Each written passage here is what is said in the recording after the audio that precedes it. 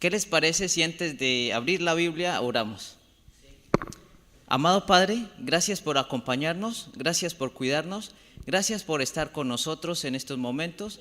Queremos pedir tu dirección y tu bendición, en especial para que al abrir tu palabra podamos entender y comprender lo que vamos a repasar de 13 sábados de un trimestre en el cual se enfocó el tema de el servir a los más necesitados. Oh Señor, ayúdanos a tener esa disposición, primero a escuchar tu voz y segundo a cambiar nuestras actitudes frente a las necesidades de las personas que están padeciendo y están sufriendo. En tu nombre lo pedimos, amén. Servir a los más necesitados o a los necesitados es el título del trimestre que hemos terminado exactamente hoy de estudiar. Pero para ello debemos entender algo especial. ¿De dónde viene el problema de una relación rota? Siempre hay un origen. ¿A dónde debemos enfocarnos nosotros? En el origen de la historia, ¿de dónde empezó todo? Todo el mal, toda la relación que se rompió. En el Edén. Muy bien. Es interesante porque cuando ustedes ven, primero vamos a leer Génesis 1:26. ¿Cuáles son las características como Dios formó al hombre? Génesis capítulo 1, versículo 26. Como es un repaso, quiero que sea participativo. Si alguien tiene el versículo, lo puede leer, por favor. Génesis 1, hermana. Entonces dijo Dios: hagamos al hombre a nuestra imagen, conforme a nuestra semejanza, y señoree en los peces del mar, en las aves de los cielos, en las bestias, en toda la tierra y en todo animal que se arrastra sobre la tierra. Amén. Es interesante porque el hombre, cuando habla hombre, se refiere tanto al hombre como a la mujer, a los seres humanos.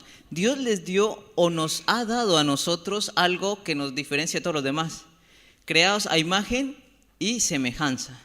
Tanto el hombre como la mujer, igualdad, ni uno más que el otro, los dos para trabajar en equipo. Por eso la Biblia habla de la mujer como una ayuda idónea para el hombre. Hasta allí el plan de Dios funcionaba, todo estaba en armonía. Pero ¿qué sucede cuando nosotros seguimos en las páginas de la Biblia y llegamos a Génesis capítulo 3? Allí ese plan de Dios tristemente se quiebra, se rompe. Y allí empezamos a ver relaciones rotas. Porque ya no hay armonía en estos dos primeros seres creados, que es Adán y Eva. Y entonces ya empieza a haber podemos decir, una fuerza desmedida de autoridad. Porque el Señor mismo, ustedes recuerdan, por tiempo no vamos a leer todos los versículos, pero ustedes recuerdan que cuando Adán y Eva desobedecen a la voluntad del Señor, hay consecuencias inmediatas y consecuencias a largo plazo. Una de ellas es que el dominio del hombre iba a estar sobre la mujer, el deseo de la mujer iba a ser para el varón. Y tristemente, con el transcurso de la historia, hemos visto cómo de algún modo el más fuerte aplasta al más débil.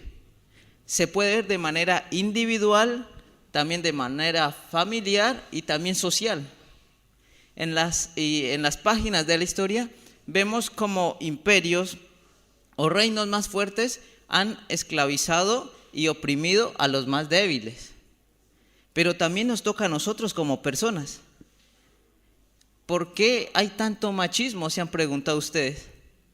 No era así en el comienzo, pero ¿qué pasa?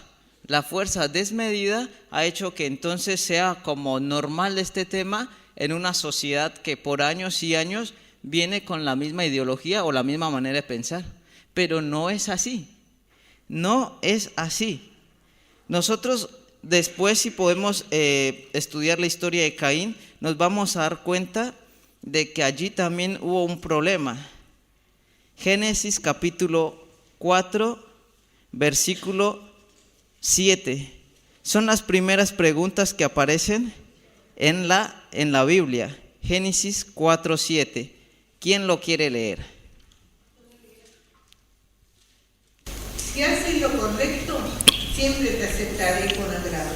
Pero si haces lo malo, el pecado está listo para atacarte como un león.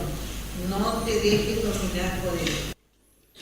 Ah, qué interesante. Miren que hay una tendencia que ya ha sido heredada en nosotros. Hacer el bien o hacer el mal. Pero en nosotros está la capacidad para decidir.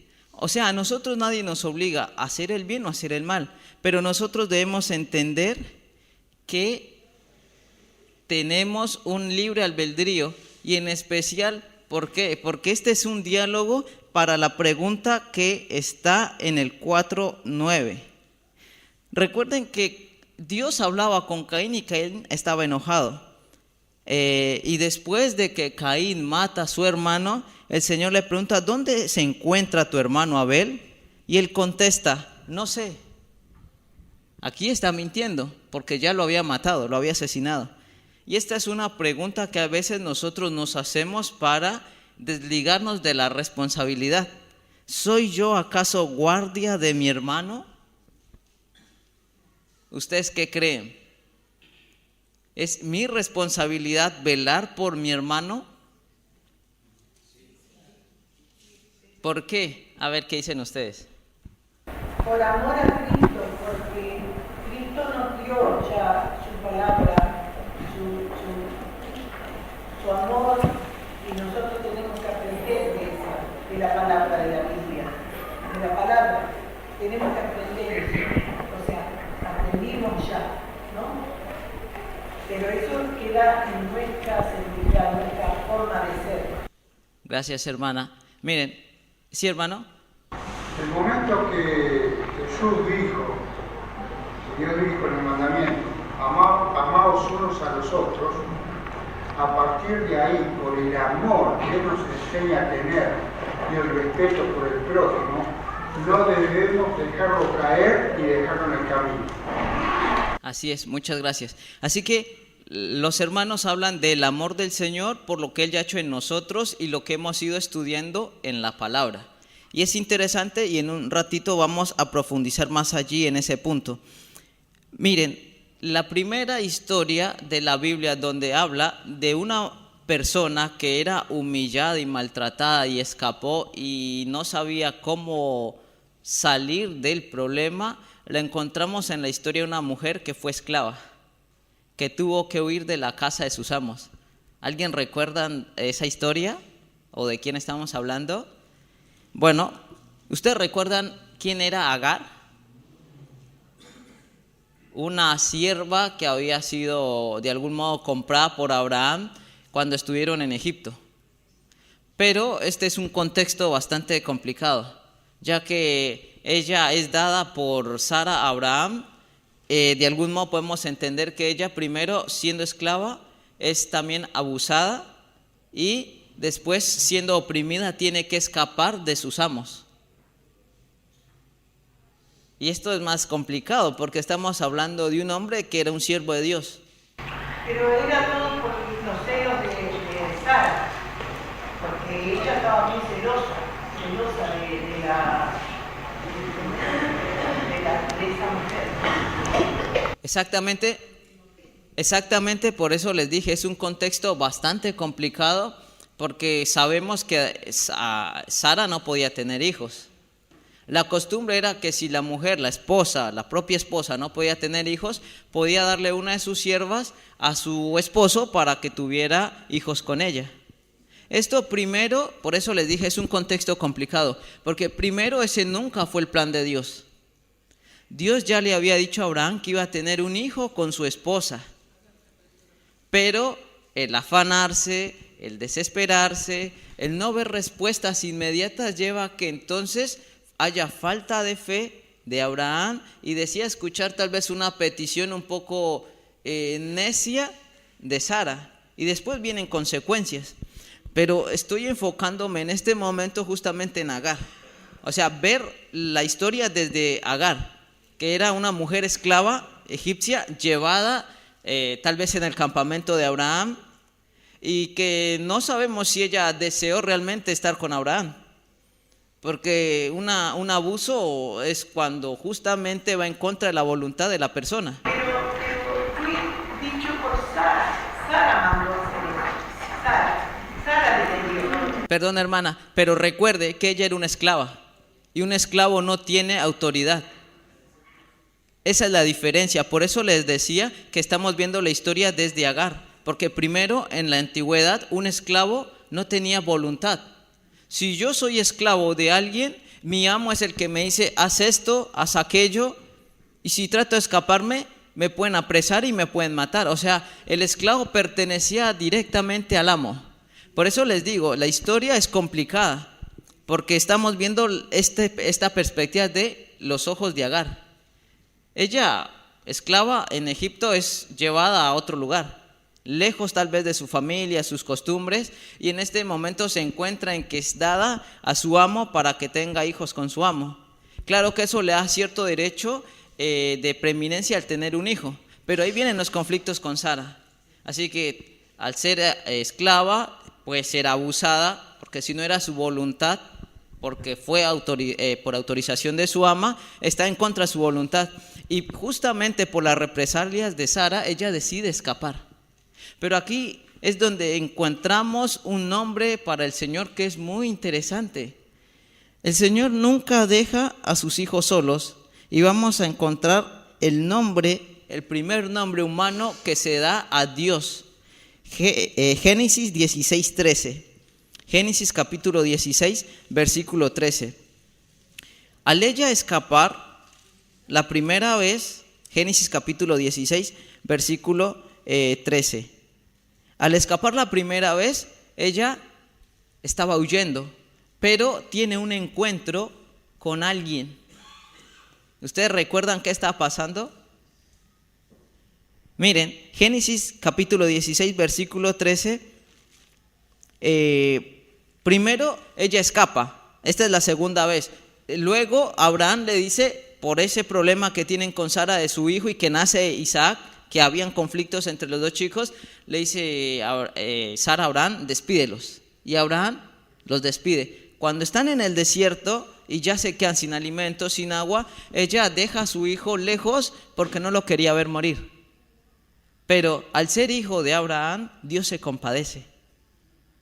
Y aquí vamos a sacar una reflexión, porque cuando ella piensa que ya no hay esperanza, que ya no hay sentido y que allí parece que terminó su vida tan miserable de sufrimiento y dolor, aparece un ángel y el ángel le muestra lo que tal vez nosotros no hemos visto, que a pesar de nuestro dolor, de nuestro sufrimiento, a pesar de pasar por pruebas difíciles donde parece que somos incomprendidos por los demás, el Señor sí nos escucha. Y el versículo 13 dice, entonces ella invocó el nombre de Yahvé, porque había hablado con ella diciendo, tú eres Dios en visión. Pues dijo, he aquí, después de que él me vio, ciertamente tuve una visión. En otras versiones dice, el Dios que me ve, el Dios que me ve. Y como estamos enfatizándonos en el servicio a los demás, no hay nada más fácil que colocarse en los zapatos de los demás. No es fácil colocarse en los zapatos de los demás. Cuando nosotros estudiamos las historias de estos hombres y mujeres en la Biblia, vemos que siempre después de que se rompe la relación del hombre con Dios, hay dolor, hay sufrimiento, hay angustia y hay tristeza. Y no por ello el Señor deja olvidados a sus seres creados. Cuando nos adelantamos en la historia de la humanidad, después vemos en el Éxodo un pueblo que no era el más importante de todos, pero que el Señor, por su amor y misericordia que ya había hablado a Abraham, hizo un pacto. Y lo interesante es que cuando Dios pacta con la humanidad, Dios cumple sus promesas, cumple sus palabras. En Éxodo vemos la historia de un pueblo que también llegó a la opresión, llegó a ser esclavo, pero Dios tenía un propósito para ese pueblo y era hacerlo el depositario de su ley, sacarlos de la esclavitud, darles la libertad, hacer de ellos su pueblo para que hubiera un modelo de una sociedad. Ese es el modelo de la sociedad que Dios siempre quiso para la humanidad. Cuando ustedes leen en el Antiguo Testamento, Éxodo, Levítico y Deuteronomio, van a encontrar que allí se encuentra la Carta de los Derechos Humanos, en las páginas de la Biblia. Y los derechos humanos en la historia, ¿cuándo los hicieron? Por allá en 1700 más o menos. Y Dios ya estaba hablando en la Biblia de las leyes para los esclavos, para los extranjeros, para las viudas, para los huérfanos. Leyes que beneficiaban a todo. Era una sociedad. Mientras Israel fue teocrático, o en otras palabras, gobernado directamente por Dios, debía haber una igualdad. La Biblia siempre me dice que pobres va a haber, pero no en una pobreza extrema como lo vemos ahora. El Señor siempre ha sido justo, y la Biblia dice que si en algún momento había opresión o había demasiada autoridad de los ricos hacia los pobres, la viuda, el extranjero, el pobre y los huérfanos podían clamar a Dios directamente y Dios iba a hacer justicia.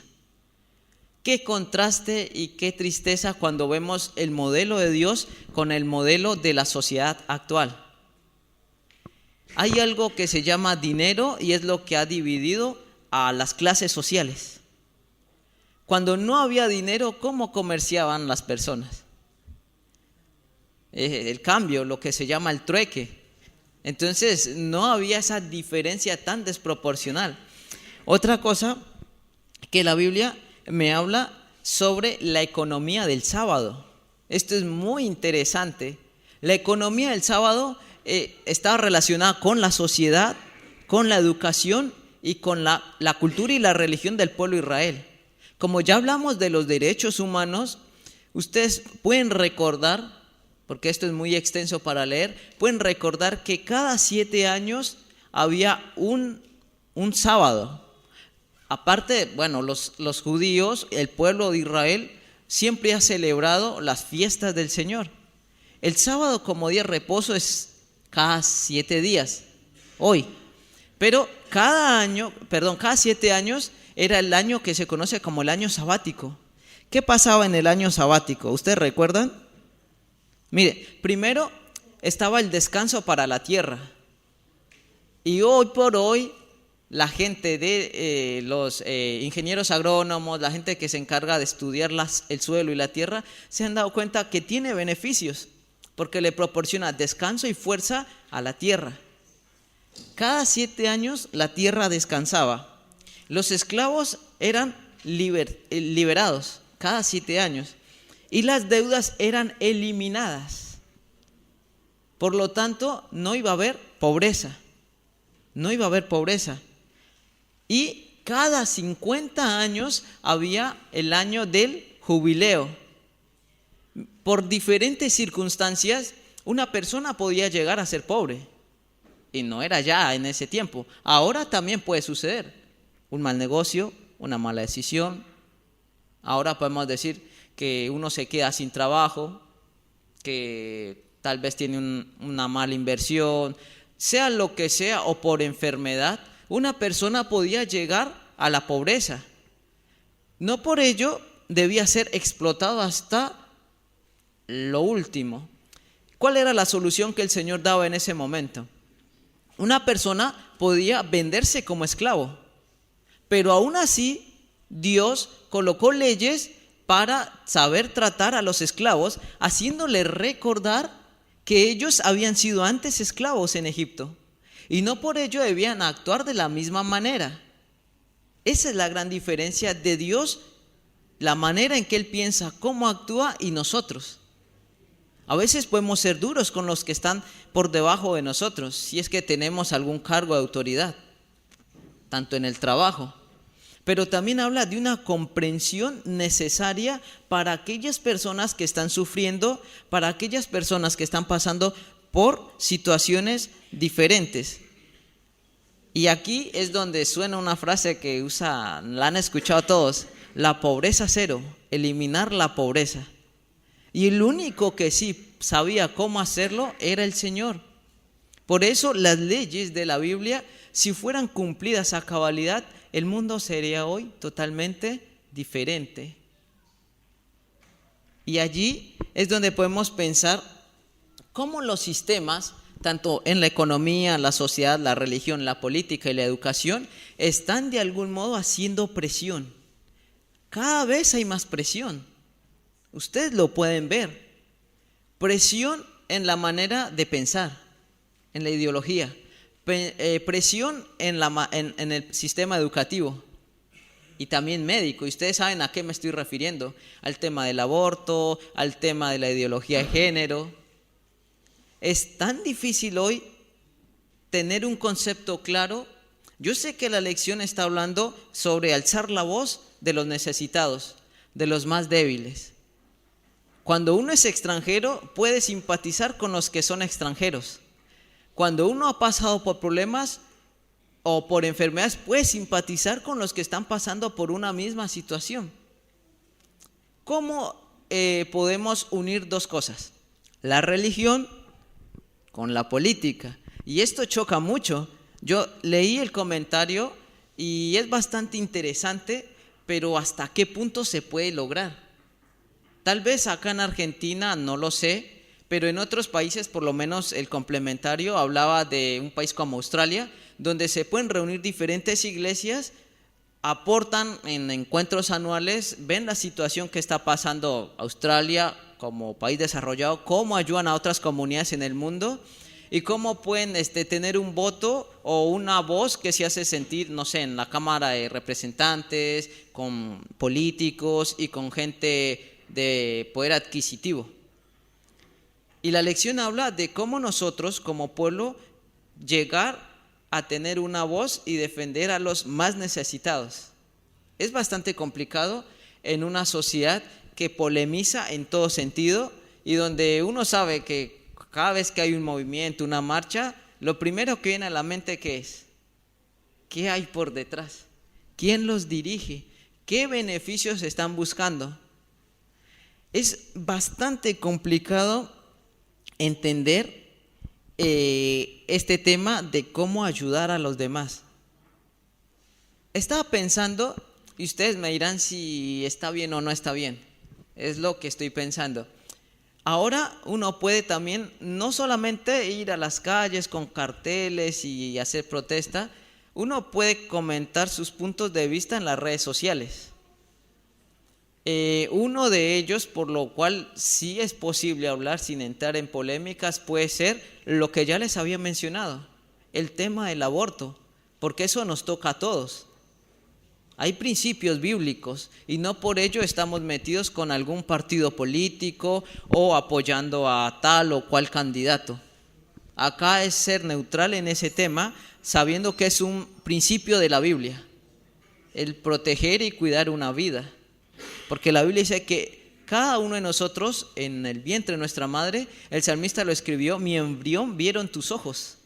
Y cada una de mis cosas están contadas en tu libro. O sea, sin faltar ninguna de ellas.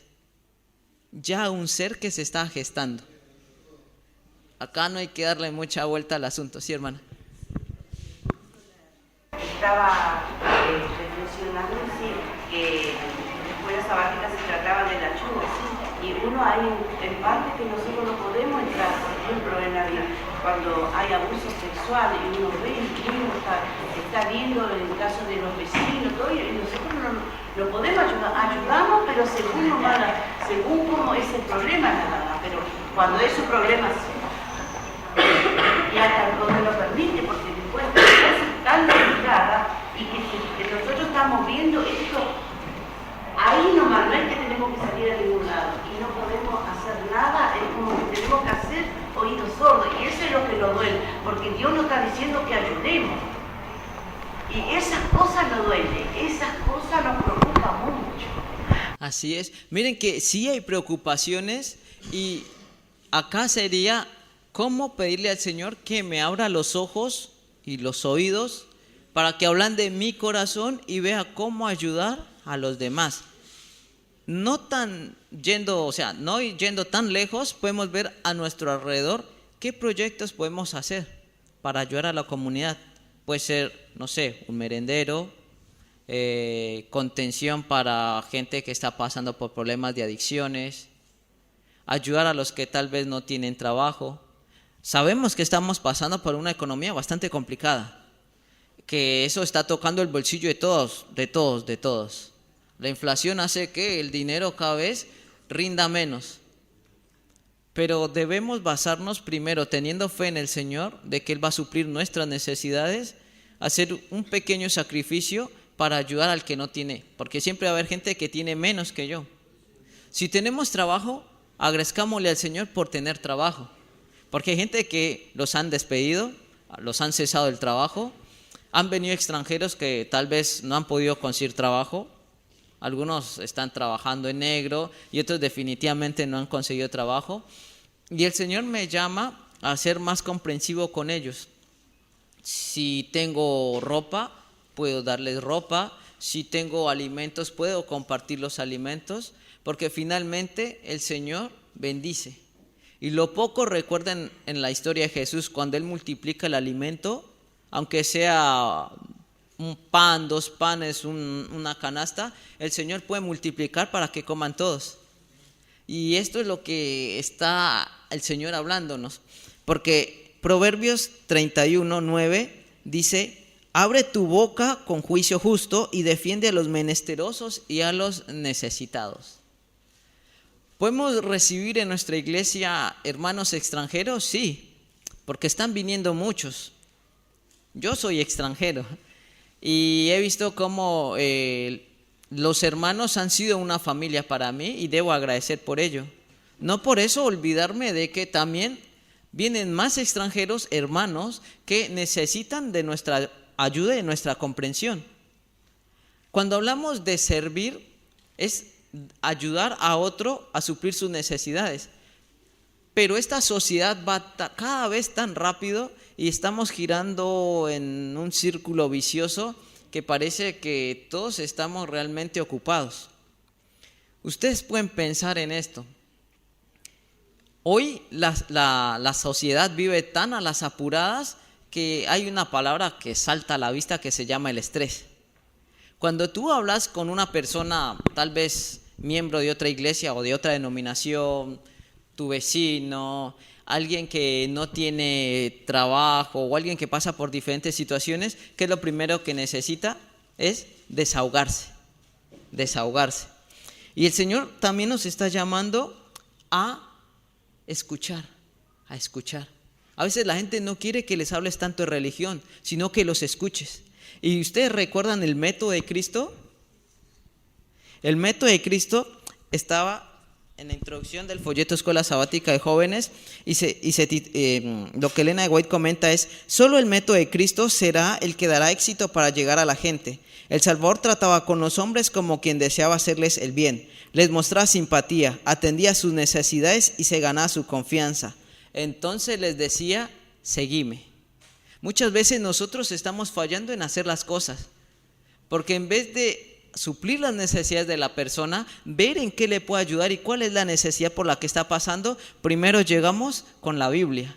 No está mal si yo voy a la gente a enseñarle de las buenas nuevas, porque la lección habla de un reino. El reino de los cielos se ha acercado y ahora está más cerca que nunca. Y ahora Cristo espera que su pueblo primero despierte a una realidad. Todos estamos metidos en un sistema que nos está absorbiendo tiempo, dinero, la atención, que me está volviendo tal vez más duro e insensible, porque vemos necesitados y no sabemos, y este viene a pedir monedas, no sé si no quiere trabajar o si realmente es una necesidad. Es más difícil. El Señor también me está llamando a que recuerde la tarea y la misión. Mateo 28:20 dice que Él va a estar con nosotros todos los días hasta el fin del mundo, y en Hechos también nos llama a que debemos empezar a predicar. Pero acá hay algo más interesante que por tiempo ya no alcanzamos. El Señor dio autoridad a sus discípulos para predicar, para sanar, para resucitar, para echar demonios. Y yo pensaba, estamos solamente en una parte de lo que el Señor quiere hacer por su pueblo. Él espera que como iglesia, empezando de manera individual, vayamos, nos coloquemos de rodillas, nos consagremos más, porque Él puede hablar a nosotros y actuar en nosotros para empezar a unir a su pueblo y empezar a ver como pueblo las necesidades primero de nuestros hermanos y luego las personas que están a nuestro alrededor. Porque Apocalipsis, saltando hasta el final de la Biblia, Apocalipsis 14, me habla del mensaje final para este tiempo. Cristo está pronto a venir. Cristo espera que su pueblo cumpla la tarea de enseñar, de predicar y de sanar no solamente las necesidades físicas que son pasajeras, sino también las necesidades espirituales que van más allá. Porque ¿de qué sirve suplir a una sociedad de las necesidades que carecen o que les hace falta, pero en la manera de pensar y en el concepto de Dios no les interesa? Esto debe ser un paquete completo. Ayudarles en las necesidades, pero al mismo tiempo darles esperanza de que todo esto es pasajero. ¿Podemos alzar la voz? Sí. ¿Podemos ver qué proyectos hacer en la sociedad y lo que nos rodea? Sí. Porque entre nosotros también hay necesitados. Y cuando empecemos por la casa, la tarea se va expandiendo. ¿Recuerdan? Jerusalén, Judea, Samaria y los confines de la tierra. Y si lo aplicamos a nosotros individual, mi familia primero, mi esposo, esposa, hijos, los demás de mi familia, mis parientes más alejados, mi vecindario, mi lugar de trabajo, mi lugar de estudio. Miren, tarea hay. Orémosle al Señor para que nos diga cuál es el don que colocó en nosotros y cómo lo podemos explotar para hacer la tarea que Él tiene. Todos no tenemos el mismo don, pero todos podemos hacer algo por el Señor. Que el Señor nos bendiga, que el Señor nos ayude y recordar que Él vino a servir a nosotros, se hizo humano y ahora nosotros debemos responder, como decía la hermana, a ese amor a través del amor que Él ya nos dio para servir a los demás. Dios les bendiga. Jesús, tú eres mi alegría. Jesús,